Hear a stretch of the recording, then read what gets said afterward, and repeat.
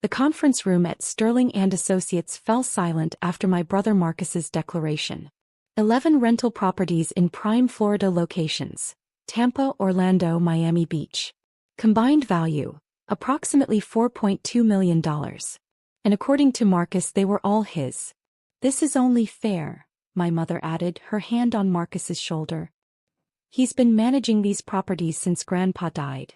He's earned this." My father nodded, looking uncomfortable but resigned. "Tegan, you understand. Marcus has always been the responsible one. The business-minded one." My Aunt Rebecca smirked from across the mahogany table. "What would you even do with rental properties, Tegan? You work at some government office doing paperwork." I kept my expression neutral, my hands folded calmly in my lap. 5 years. I'd kept this secret for 5 years, watching, documenting, waiting for exactly this moment. "Well..." Marcus leaned back in his leather chair, arms crossed. "Nothing to say? No tantrum? Good. Maybe you're finally growing up and accepting reality." I looked at my father. Really looked at him. He was 73 now, grayer than I remembered. He'd always chosen Marcus. Always. The golden child who could do no wrong. "Dad," I said quietly. "You really don't know, do you?" His fork, we'd been having lunch before this impromptu meeting, clattered to the table. His face went completely white. Marcus shot forward in his chair. "Know what?" I smiled. "Everything. Growing up, I was always the overlooked daughter. Marcus was 3 years older, charismatic, confident, the son who would carry on the family legacy. I was quiet, bookish, too sensitive, according to my mother. When I was 16, Grandpa Frank pulled me aside at Thanksgiving. "Tegan," he said, "you remind me of myself at your age. Everyone underestimating you because you don't make noise." Grandpa Frank had built his real estate empire from nothing. Starting in 1967 with a single duplex in Tampa, he'd spent 40 years acquiring properties, renovating them, building passive income. By the time I was born, he owned 17 rental units across Florida. "Your father doesn't have the stomach for this business," Grandpa told me during one of our Saturday morning breakfast meetings, a tradition that started when I was 14. "And Marcus thinks money should come easy. He doesn't understand the work." But he saw something in me. The way I asked questions about property values, market trends, tenant screening. The way I actually listened when he explained cap rates and cash-on-cash returns. When I turned 18, Grandpa made me an offer. "I'll pay for your college completely, any school, any degree. But I want you to double major. Business administration and real estate finance. And every summer you work for me. Learning the real business." I accepted immediately. My family barely noticed. Marcus was at Yale studying economics, the pride and joy. I went to University of Florida, a state school, my mother said with thinly veiled disappointment, and worked my tail off. Summers I learned everything. Property management, maintenance coordination, tenant relations, legal compliance, financial analysis. Grandpa Frank didn't just teach me, he tested me. Gave me properties to analyze, decisions to make, problems to solve. "You're a natural," he told me after I identified a tax advantage he'd missed on a property acquisition. "Better than any property manager I've ever hired." But I stayed quiet. Let my family think I was just helping Grandpa with light office work, while Marcus interned at prestigious investment banks. After college, I took a job at the Department of Housing and Urban Development. Government work. Stable, boring, unimpressive. At least that's what my family thought. They had no idea I was in the Office of Policy Development and Research, working on housing market analysis, learning federal housing policy from the inside. Still pushing papers for the government? Marcus would say at family dinners, working at a private equity firm in New York. "When are you going to get a real job?" I'd smile. Say nothing. In 2019, Grandpa Frank's health started declining. He was 86, sharp as ever mentally, but his body was failing. He called me to his house in February. "Tegan," he said, "I'm not going to be around much longer. And I've made a decision." He slid a folder across his kitchen table. Inside were quit-claim deeds for 11 properties. Every single rental property still in his portfolio. He'd sold 6 over the years, but these 11 were the crown jewels. "I'm transferring these to you. Effective immediately. They're yours free and clear. No inheritance tax complications, no probate, no fighting. Just you. I stared at the documents, my hands shaking. Grandpa, this is worth about $3.8 million total at current market value, he finished. Generating approximately $18,400 in monthly rental income after expenses. I've watched you for 10 years, Tegan. You understand this business. You respect it. You'll protect it. What about Dad? Marcus. His expression hardened. Your father never wanted this responsibility. He made that clear 40 years ago. And Marcus. He shook his head. Marcus has been stealing from me. My stomach dropped. What? I let him take over management 3 years ago. Wanted to see what he'd do. He's been skimming. Collecting rent and cash from certain tenants. Pocketing it, reporting lower occupancy rates. I have documentation. He's stolen approximately $127,000 over 3 years. I felt sick. I haven't confronted him because I wanted to see how far he'd go, Grandpa continued. And I wanted to see if he'd come clean. He hasn't. So here's what's going to happen. You're going to take ownership of these properties. Marcus doesn't need to know. Let him keep managing them. Keep collecting your rent through the property management software. Document everything he does. One day this will all come to light. And when it does, you'll be protected. We filed the deeds that week. Every single property transferred to me. Tegan Marie Caldwell, sole owner. County records completely legal, completely binding. Grandpa Frank died 4 months later in June 2019. At the funeral, Marcus played the grieving grandson perfectly. He taught me everything about business, he told mourners. He taught you nothing, I thought. And you stole from him while he was dying. For the next 5 years I lived a double life. To my family I was boring government employee Tegan. Sensible sedan, modest apartment, rarely traveling anywhere exciting. My mother would sigh about my wasted potential. Marcus would make jokes about my government salary. In reality I was building an empire. Those 11 properties generated serious income. I kept Marcus as the nominal manager. He thought he was managing them for the estate pending distribution. He had no idea the estate had already been distributed. To me. I hired a forensic accountant to track every dollar Marcus touched. Every skimmed payment, every falsified expense report, every tenant he charged under the table. The evidence folder grew thicker every month. The properties themselves I optimized ruthlessly. I refinanced 3 of them at lower interest rates, increasing monthly cash flow by $2,100. I renovated 2 others, increasing their rental value by 30%. I sold 1 property, a small duplex in a declining area, for $340,000 and used the proceeds to purchase a 4-unit building in an up-and-coming Tampa neighborhood for $425,000. My portfolio grew. By 2024, those 11 properties were now 12, worth approximately $5.1 million, generating $22,300 in monthly net income. But Marcus kept managing them. Kept stealing. The forensic accountant's latest report showed $186,000 in documented theft over 5 years. At my HUD job I excelled.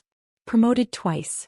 By 2023, I was a senior policy analyst making $112,000 annually. My family thought that was my only income. They had no idea about the $267,600 in annual rental income. Or the $890,000 in my investment accounts. Or the $1.2 million in equity I'd built across my properties. I was, by any measure, a millionaire. A successful real estate investor. Financially independent. And my family thought I was a boring government worker who never amounted to much. I watched Marcus buy a $85,000 BMW. Take vacations to Europe. Move into a luxury apartment in Boca Raton. All funded partially by money he was stealing from me. Real estate is so lucrative, he'd brag at family dinners.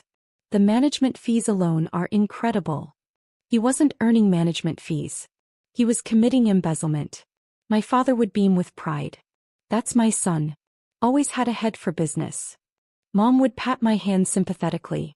Don't feel bad, Tegan. Not everyone is cut out for high achievement. I'd smile. Not. Say nothing. My best friend Jasmine was the only person who knew the truth. How do you stand it? she asked after one particularly brutal family dinner where Marcus announced his massive success in real estate. Because I'm not hiding, I told her. I'm watching. Every dismissive comment, every insult, every assumption. It's all evidence of who they really are. And one day they're going to face exactly what they've created. That day came in November 2024. My father called me on a Tuesday morning. Tegan, we need to have a family meeting. This Saturday. Sterling and Associates Law Office. It's time to settle Grandpa's estate. My heart started racing. His estate was settled 5 years ago, Dad. Not the properties. Those have been in limbo. Marcus has been managing them, but they need to be officially distributed. We've all discussed it and we think the fair thing is for Marcus to inherit them. He's done all the work. I was silent for a long moment. Tegan, you understand, right? This is only fair. I'll be there Saturday, I said quietly. After I hung up, I called my attorney, David Chin. They're making their move. Finally, David said, I've had your documentation ready for 3 years. Every deed, every transfer record, every piece of evidence. Want me to attend? Not yet. Let me see how this plays out first. I called the forensic accountant next. Final report. Everything. I need it by Friday. Already done, she said. Total documented theft. $186,340 over 5 years. Want me to hand deliver it? Please. Then I did something I hadn't done in 5 years. I called my father back. Dad, one question. Did you know Grandpa transferred those properties before he died? Long silence. What are you talking about? Never mind. See you Saturday. He didn't know. None of them knew.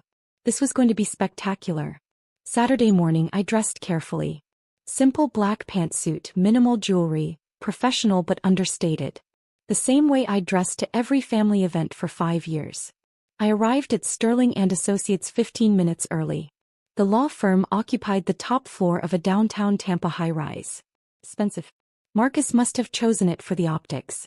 My mother, father, Marcus, Aunt Rebecca and Uncle Tom were already in the conference room. Marcus sat at the head of the table like he owned the place. Tegan, Mom said surprised. You're early. Wouldn't miss this, I said taking a seat near the door. Marcus smirked. Good. Glad you're being mature about this. At exactly 10 a.m. a lawyer I didn't recognize entered. Good morning, everyone. I'm James Sterling. Marcus asked me to facilitate this family meeting regarding the distribution of Frank Caldwell's rental properties. Thank you for coming, everyone, Marcus began, standing like he was giving a presentation. As you know, I've been managing Grandpa's 11 rental properties for the past 5 years. It's been a lot of work, but I've done it out of love and respect for his legacy. My father nodded approvingly. These properties are worth approximately $4.2 million, Marcus continued. They generate significant monthly income. And after much consideration I believe, and I think you'll all agree, that the fair thing is for me to inherit them. Marcus has earned it, Mom said immediately. Aunt Rebecca nodded. He's been doing all the work. I sat quietly watching. Any objections? Marcus looked directly at me. I smiled. Just one question first, if that's okay? Marcus looked annoyed but nodded. Sure. Dad, I turned to my father. Before we go any further, I need to ask you something directly. Did Grandpa Frank ever discuss his estate plans with you? Specifically regarding the properties. Dad shifted uncomfortably. He said he was handling it. Why? And did you ever check the county property records? After he died. Why would I? Marcus was managing everything. So you don't actually know who owns these properties right now?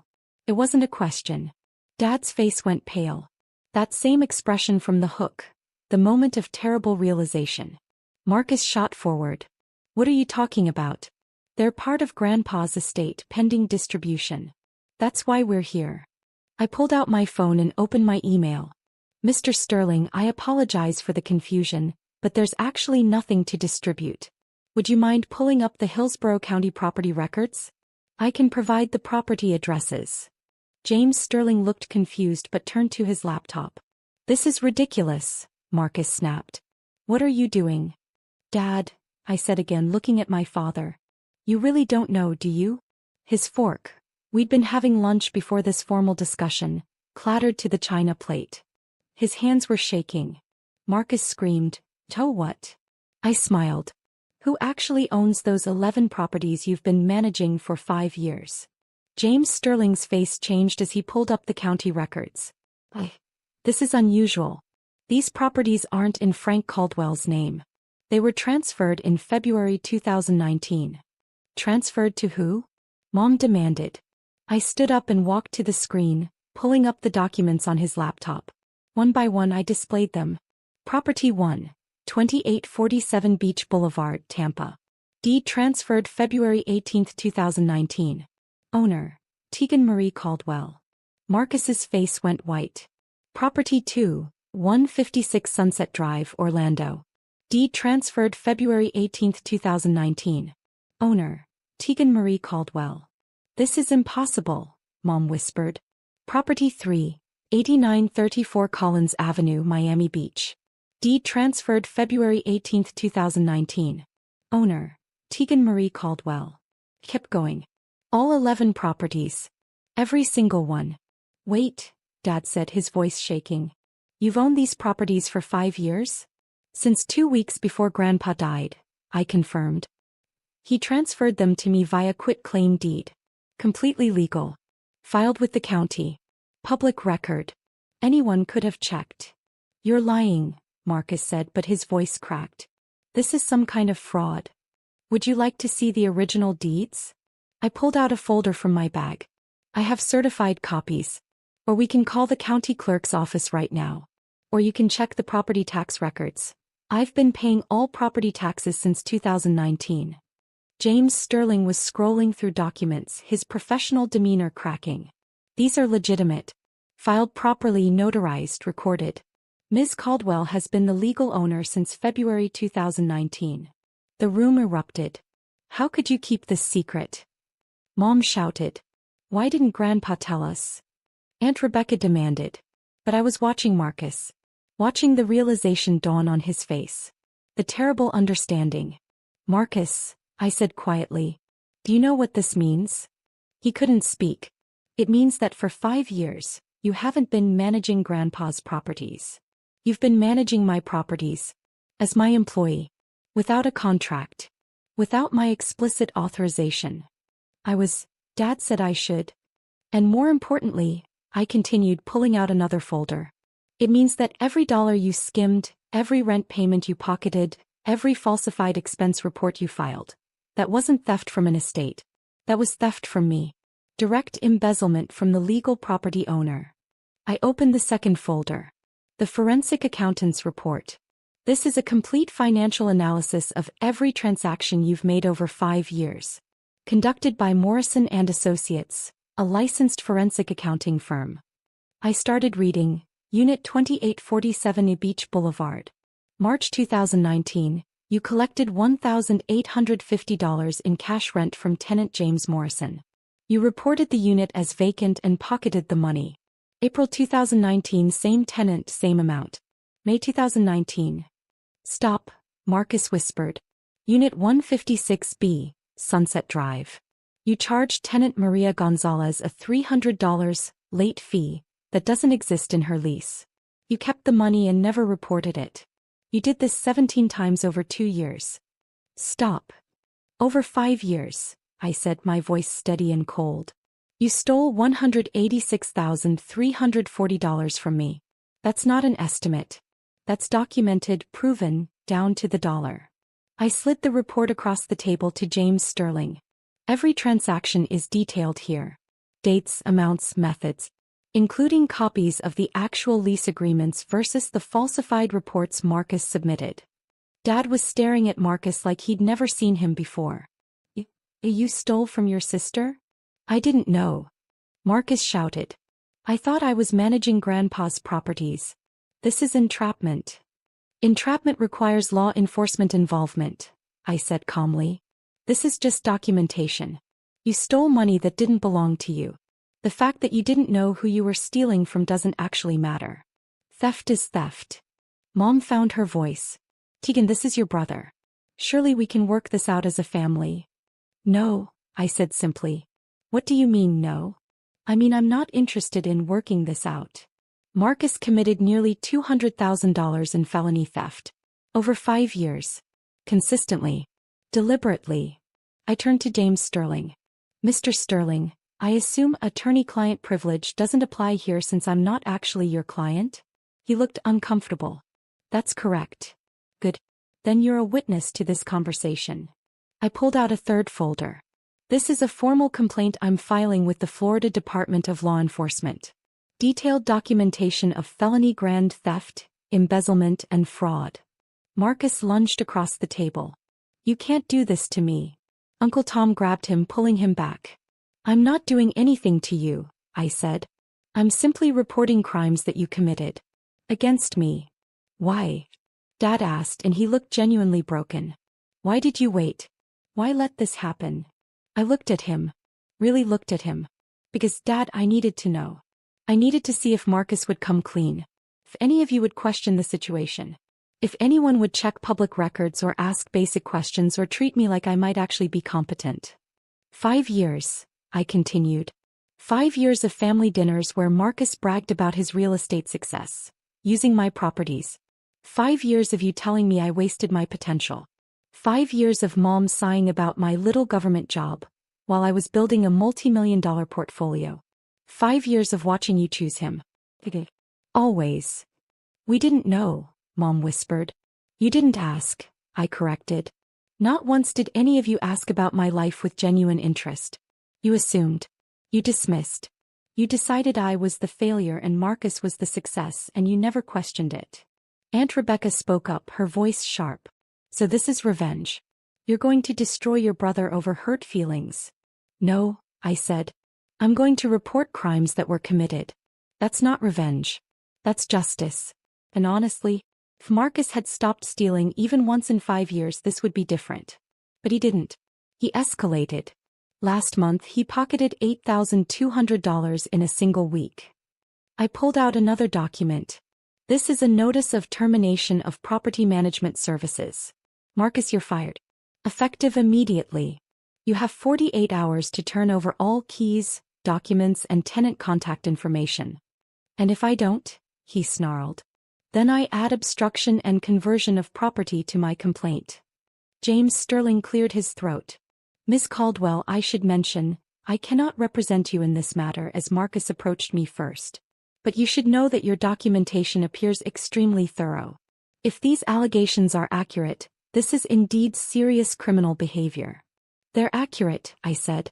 Every word. I stood up, gathering my folders. I'm going to leave now.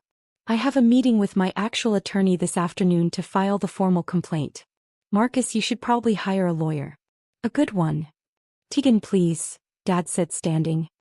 He's your brother. No, Dad. He's your son. There's a difference. Brothers don't steal from each other for 5 years. Brothers don't let you believe you're a failure while they profit from your success. I walked to the door and paused. One more thing. Those properties. They're worth $5.1 million now, not $4.2 million. Because over 5 years I refinanced them, renovated them, and acquired one additional unit. That's what actual real estate management looks like. I generate $22,300 in net monthly income from those properties. That's $267,600 annually. On top of my $112,000 government salary. I'm not a failure, Dad. I'm a millionaire. I've been one for 3 years. You just never bothered to notice. Mom started crying. Real tears. Goodbye, I said. I'm sure we'll see each other in court. As I reached for the door handle, Marcus shouted one last time, You're going to regret this. I'll fight you on everything. I'll prove you set me up. I turned back. Marcus, please fight me. Because here's what discovery will reveal. Grandpa Frank knew you were stealing from him before he died. He documented it. He left me a letter explaining exactly why he chose me and not you. It's in a safe deposit box, along with his personal journals detailing every conversation he tried to have with you about integrity and business ethics. You want to fight this in court? We'll bring all of that in. Every family dinner where you lied about your success. Every tenant who will testify you collected cash under the table. Every fake expense report with your signature. Or, I said quietly, You can accept that you got caught. That actions have consequences. And that maybe, just maybe, the person you dismissed as worthless was paying attention all along. I opened the door. Tegan, Dad called out. I stopped but didn't turn around. Did he really know? Did Grandpa really know Marcus was stealing? Yes, I said. He gave Marcus 3 years to come clean. He never did. So Grandpa protected what he'd built. He gave it to someone who would respect it. Why didn't he tell me? I finally turned around. He did, Dad. He tried to tell you for 40 years that Marcus wasn't ready. That he didn't have the character for this business. But you never listened to him either. You only heard what you wanted to hear. Just like you've only seen what you wanted to see. The successful son. The disappointing daughter. You built that story so completely that you never questioned it. Even when the evidence was public record. I walked out. Behind me I heard Marcus start screaming again. Heard Mom sobbing. Heard Aunt Rebecca's sharp voice demanding explanations. But I kept walking. Within 48 hours, everything collapsed for Marcus. Monday morning I filed the formal complaint with the Florida Department of Law Enforcement. By Tuesday afternoon, 2 detectives showed up at Marcus's luxury apartment. He called me screaming. They're treating me like a criminal. You are a criminal, I said calmly. You stole $186,340. That's multiple counts of felony grand theft. I'll pay it back. I'll pay double. Just drop the complaint. That's not how this works, Marcus. You can't just pay your way out of felony charges. Wednesday, the story hit local real estate industry newsletters. Property manager accused of massive embezzlement scheme. Marcus's name was public. His employer, the private equity firm, put him on immediate administrative leave. By Friday he was terminated. His landlord called him about the lease on his luxury apartment. Turns out, expensive places don't like tenants under criminal investigation. Mom called me Thursday night crying. Please, Tegan. He's your brother. He made mistakes, but he's family. He made $186,340 worth of mistakes. I corrected. Over 5 years. That's not a mistake, Mom. That's a pattern of deliberate criminal behavior. We'll pay you back. Every penny. With what money? I asked. Your retirement accounts? Dad's pension? That wouldn't even cover half of what Marcus stole. And it still wouldn't erase the crimes. You're destroying your family over money. No, I said. Marcus destroyed this family when he chose to steal from his dying grandfather and then from his sister. I'm just refusing to be silent about it anymore. She hung up on me. Dad tried a different approach. He showed up at my apartment Saturday morning. Tegan, I need you to understand something, he said, looking older than I'd ever seen him. I failed you. I see that now. I chose Marcus over and over and I was wrong. I said nothing. Your grandfather tried to tell me. He said you had something Marcus never would, integrity. Real understanding. I thought he was just being sentimental. He was being accurate, I said. I'm asking you not for Marcus but for me, is there any way to make this right? I considered his question. Dad, Marcus stole money for 5 years. He bragged about his success using my properties. He called me a failure while profiting from my assets. And not once did he feel guilty enough to stop. Even now he's not sorry he did it. He's sorry he got caught. What do you want me to say? I want you to understand that this isn't about revenge or hurt feelings. It's about consequences. Marcus committed crimes. Serious crimes. And if I drop the complaint, what does that teach him? That he can do whatever he wants as long as he's caught? That family means no accountability. Dad closed his eyes. No. For 5 years you all treated me like I was less than. Like I was the family disappointment. And you know what? I proved you wrong every single day. I built wealth. I built success. I did it quietly, strategically, intelligently. And I did it while watching my brother steal from me and my parents celebrate him for it. I'm sorry, Dad whispered. I know you are.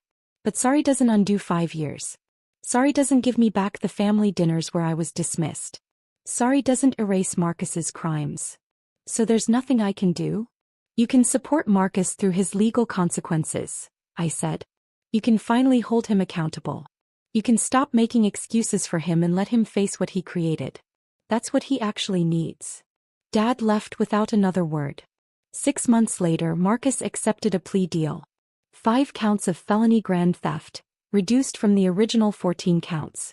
3 years probation, $186,340 in restitution, 200 hours community service, and a permanent criminal record. His legal career was over. His real estate aspirations were finished. His luxury lifestyle collapsed. He moved back in with my parents. I didn't attend the sentencing hearing. My attorney represented my interests. The judge ordered monthly restitution payments of $1,500 for the next 10 years plus interest. The money doesn't matter anymore. I have plenty of money. What matters is that Marcus finally faced consequences. Real consequences. The kind that don't disappear because you're the golden child. My parents and I have limited contact now.